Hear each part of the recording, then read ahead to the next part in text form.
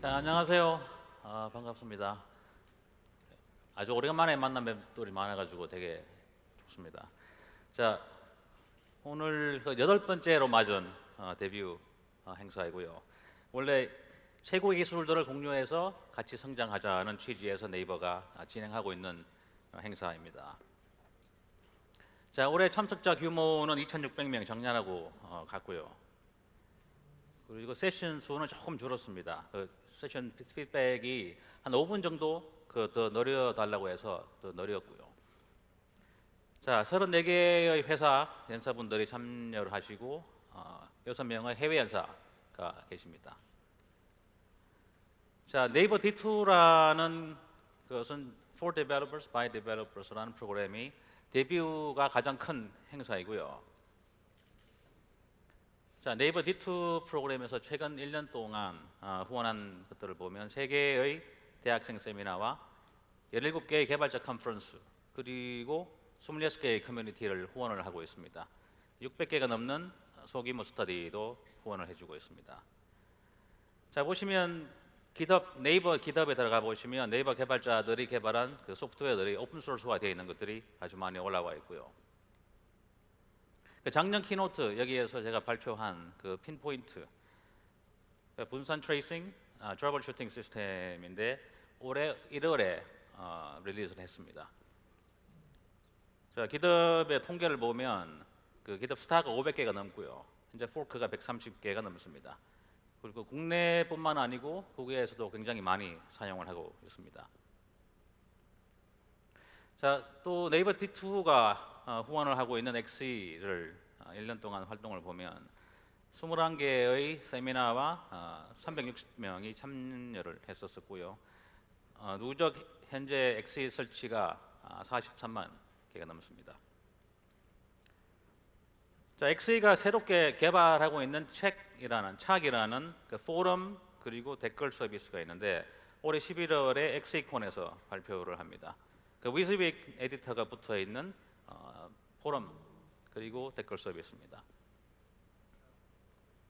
자, 협업 개발 도구인 요비는 현재 네이버 내부에 4,000개가 넘는 프로젝트를 호스팅하고 있습니다.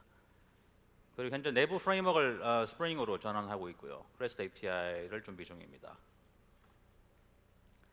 자, 네이버 개발자 기술 공유 블로그인 헬로 월드가 개편을 했습니다. 아주 깔끔하게 개편을 했고요.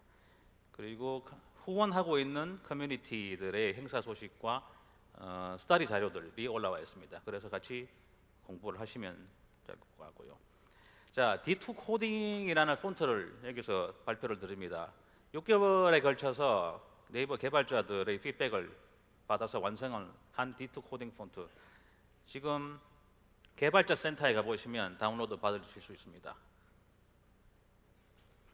자, 작년 이 자리에서 또 제가 발표를 한 스타트업 지원 이 D2 스타트업 팩토리라는 이름으로 시작을 했고요.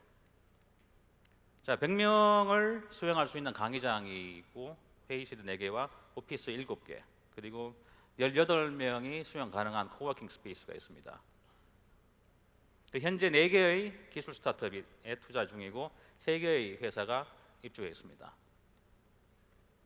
자, 거기에 있는 라운지 강의장은 테크 스타트업과 개발자 모임과 세미나 용도로만 한정이 되어 있고요.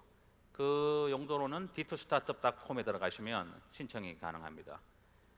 자, 여기까지 네이버 D2 프로그램의 활동에 대해서 잠시 알아봤습니다. 자, 데뷔 스피커들의 그 세션들을 자료를 제가 항상 다 검토를 합니다. 검토를 할 때 항상 요청하는 방식이 제가 있습니다. 그러니까 자기가 풀어야 하는 문제가 뭘까?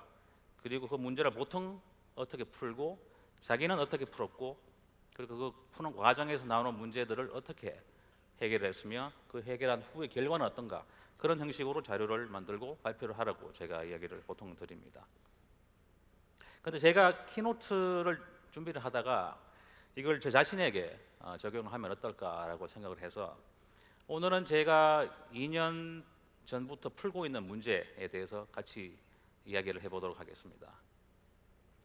자, 2013년 초에 제가 풀어야 할 문제는 바로 핵심 기술 내재화와 혁신의 가속화 이 두 가지였습니다.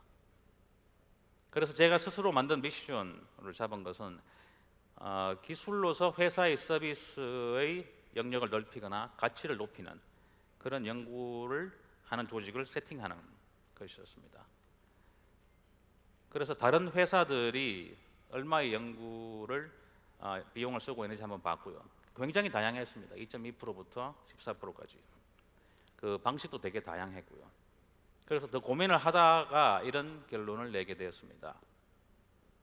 돈을 얼마나 쓰느냐가 중요한 게 아니고 무엇에 집중하느냐 그리고 어떻게 실행을 하느냐가 더 중요하다는 것이었습니다. 그래서 저는 실행을 어떻게 할 거냐에 집중을 하기로 하고 그래서 바로 문화를 만드는 것부터 시작을 했습니다.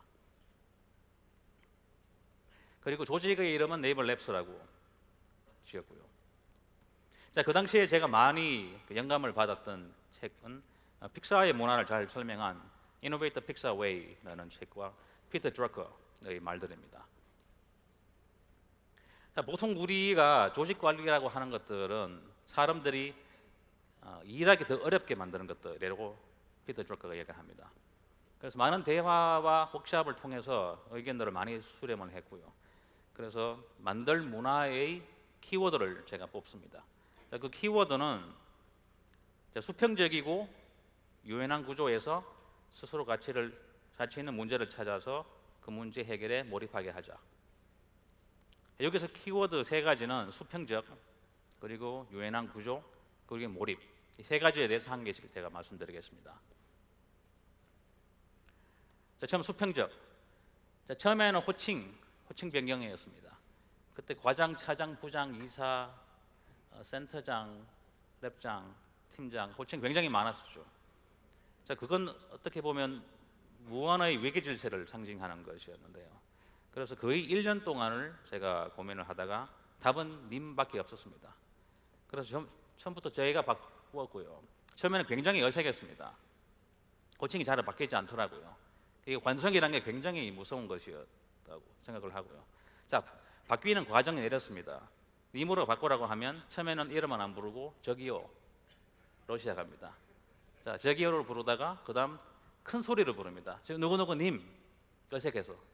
그러다가 몇 달이 지나게 되면 자연스럽게 이제 이름과 님으로 통일이 되게 되고요.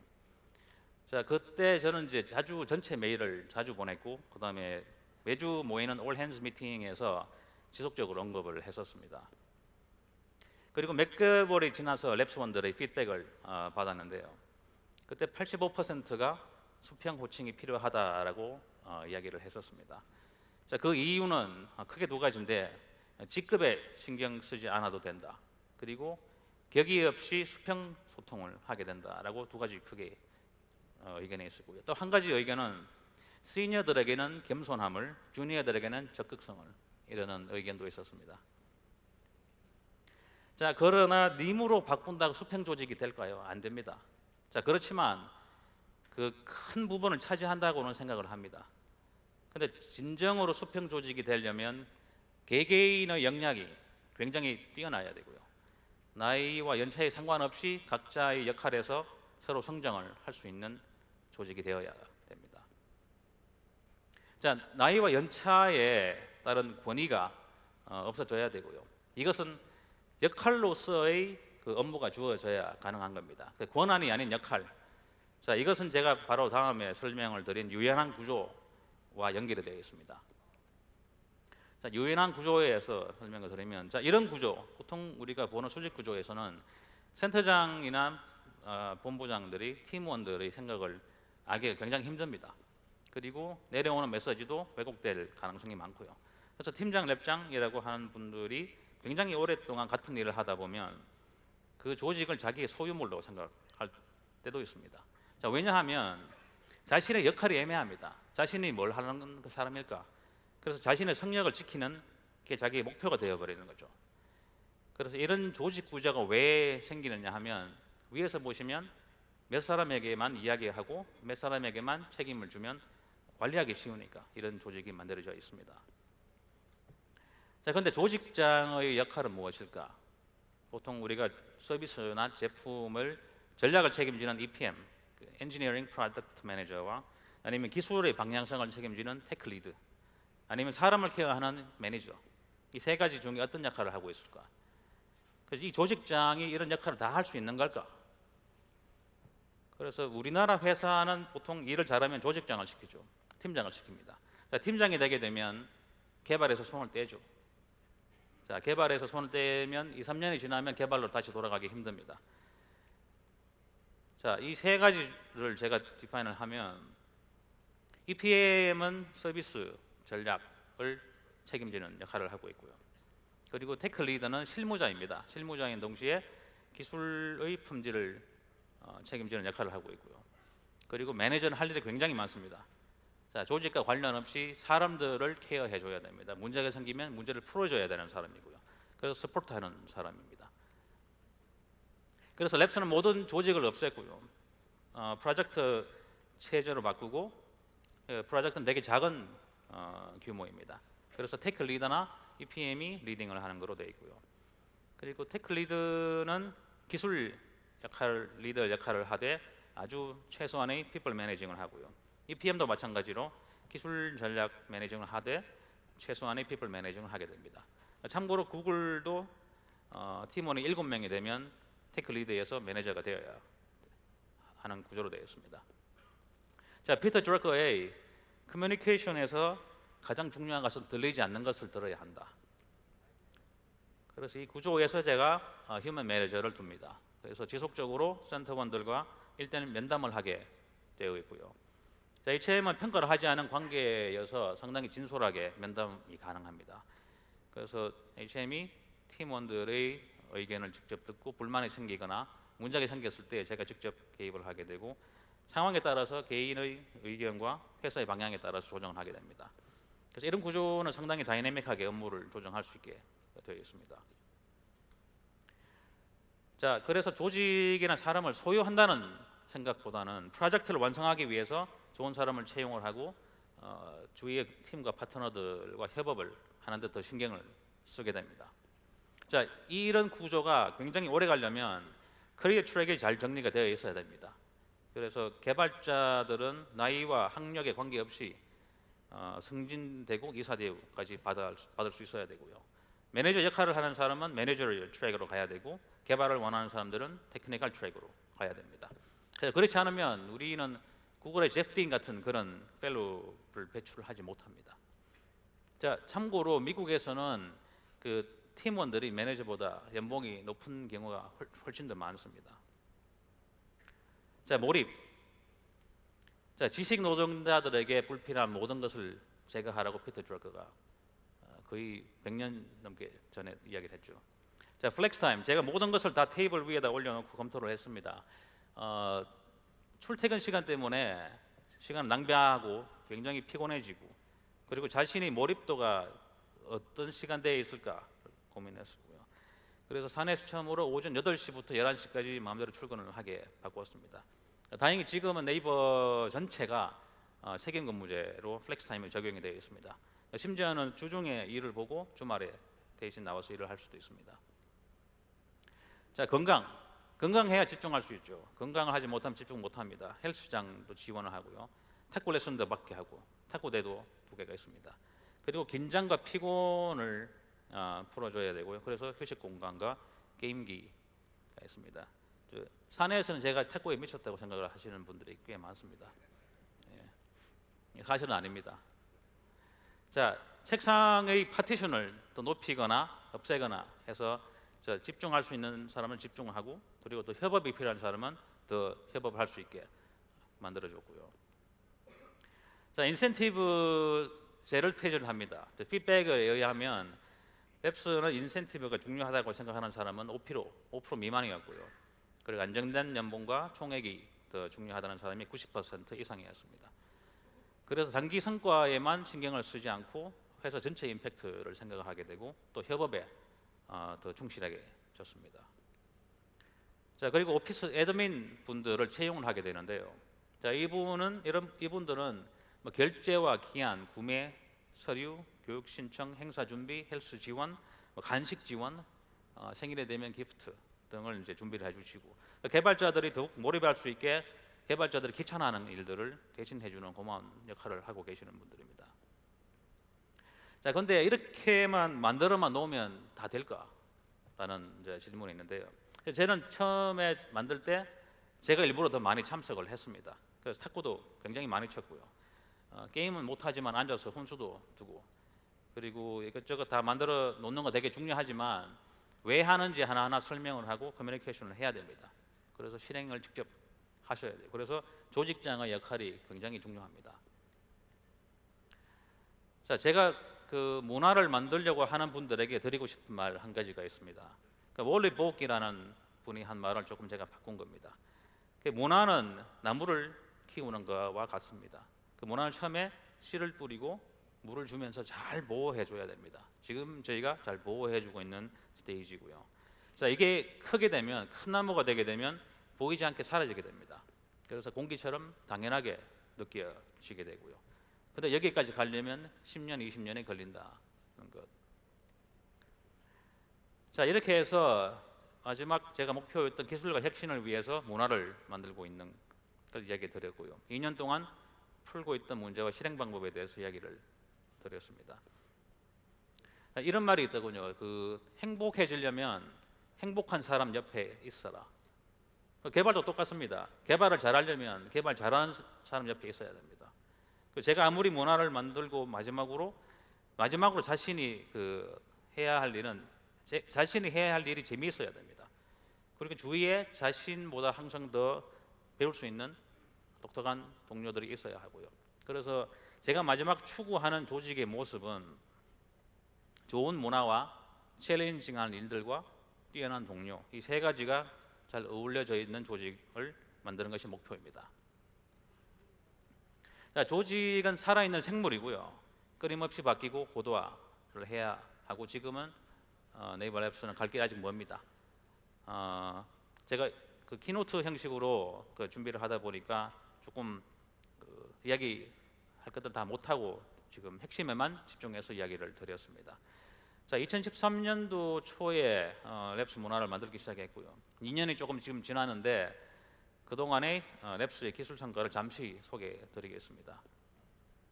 라인 메신저에 보시면 음성과 영상 통화 기술이 있고요. 랩스에서 개발을 했고, 음성 인식기 한영일중, 뉘앙스와 구글, 바이두와 경쟁력 있는 품질이고요. 그리고 음성 합성기 한영일, 음질은 구글 대비에 우위에 있고 세계 최고의 업체와 동등합니다. 아까 제를 소개했던 도우미 있죠? 도우미가 아닙니다. 실제로 음성 합성 기술입니다. 음성 합성 기술은 엔보이스이고요. 그리고 기계 번역, 한일 번역에 대해서는 세계 탑입니다. 네, 그리고 최근에 2015년도에 워크샵 on Asian Translation이라고 기계 번역에서 아시안 게임 정도 되는 대회에서 한일 번역이 1위를 했고요. 영일은 3위를 했습니다. 예, 그리고 국내 최초로 딥러닝 음성 인식 적용을 했습니다. 그리고 기계 번역 음성 합성도 지금 현재 실험 중이고요.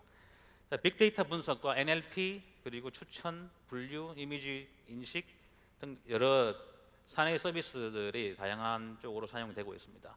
라인 메신저의 스티커 추천도 딥러닝으로 사용이 되고 있습니다. 그리고 웹 브라우징 엔진, 웹 브라우징 엔진은 현재 웹킷 커미터가 4명이고요. 리뷰어가 1명이고 LLVM 커미터가 1명이고 글로벌에서 몇 개 없는 자체 웹킷 포트를 내년 초에 발표할 예정입니다. 자, 지금까지 랩스 기술 결과물들을 짧게 소개를 해드렸는데요. 자, 오늘 여기서 아주 중요한 발표를 하려고 합니다. 네이버의 새로운 시도에 대한 내용입니다. 프로젝트 블루라는 프로젝트이고요. 그리고 건강, 편리, 안전을 위한 기술이라고 보시면 됩니다. 상황에 맞는 더욱 개인화된 실생활 서비스와 필요한 커넥티드 플랫폼을 개발을 하는 프로젝트입니다. 로보틱스와 모빌리티, 스마트홈, 인텔리전트 그린 비클과 로보틱 프로덕트, 그리고 스마트홈, 그리고 웰니스, 피트니스 쪽으로 더 확장해서 네이버의 소프트웨어 역량을 하드웨어 쪽으로 넓혀갈 예정입니다. 그리고 이런 하드웨어들을 커넥티드 플랫폼으로 묶고 네이버가 해오지 않았던 서비스들을 할 수 있게 할 예정입니다. 굉장히 다양한 기술들이고요. 로보틱스와 로봇 플랫폼, 그리고 전기자동차, IVI, 아이다스, 그리고 대화형 휴먼 컴퓨터 인터페이스, 그리고 저전력 고성능 병렬 처리, 컴퓨터 비전, 상황 인지, 딥러닝, OS, 스마트 디바이스 등이고요. 자, 5년에 걸쳐서 1,000억을 투자를 할 예정입니다. 로보틱스에는 400억 투자를 할 예정이고 한국과 미국의 대학과 공동 연구를 투자를 할 예정입니다. 여기 계시는 데니송 교수님도 포함을 해서요. 그리고 미국, 캐나다 등의 외국 네이버랩스 오피스를 설립할 예정입니다. 자, 인텔리전트 그린 비클도 같이 400억을 투자할 예정이고 국내 기업들과 공동 연구와 개발을 할 예정이고요. 자, 스마트홈과 웰니스 피트니스에 100억을 투자를 하고 국내 기업과 공동 연구와 개발 양산할 예정입니다. 그 나머지 100억은 기업 투자에 사용할 예정이고요. 자, 오늘 랩스 문화에 대한 내용과 네이버의 새로운 시도에 대해서 이야기 드렸습니다. 이틀 동안 굉장히 긴 행사가 시작이 됩니다. 자, 본 세션은 10시부터 5시까지 진행이 되고요. 부프 세션은 5시 15분부터 6시 30분까지 진행이 됩니다. 체력 안배를 잘 하시고 많은 거 배워가시기 바랍니다. 감사합니다.